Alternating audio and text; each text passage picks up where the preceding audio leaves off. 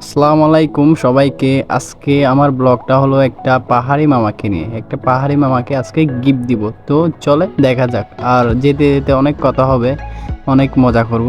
তো চলেন দেখা যাক। তো গাইস, এটা হচ্ছে কি বান্দরবন মিলনছড়ি পুলিশ ক্যাম্পের পাশে, একবারে চেকপোস্টের পাশে দোকান। তো অনেক সুন্দর একটা জায়গা, দেখেন এদিকে অনেক দৃশ্য দেখা যায়। এদিকে আসলে অবশ্যই এখানে দাঁড়াবে, অনেক সুন্দর দেখতে যায়।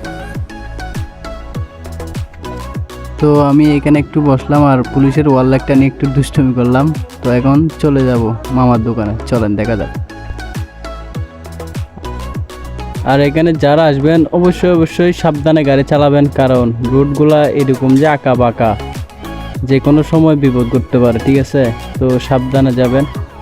অনেক সৌন্দর্য একটা জায়গা, কিন্তু যারা আসবেন অবশ্যই দেখবেন।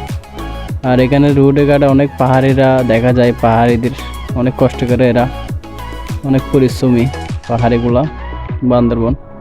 আসলে না আসলে তো বোঝা যায় না, যারা আসছেন আর কি।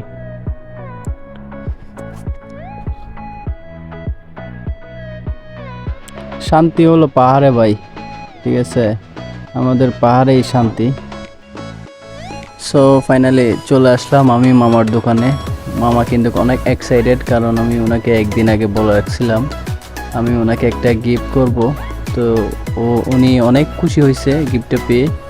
তো আমিও অনেক খুশি হলাম ওনাকে গিফট দিয়ে। আর আমি এখন চলে যাব বাসায় আজকে। আর এখানে আমার ব্লগ শেষ। আর সবাই একটু সাপোর্ট করবেন।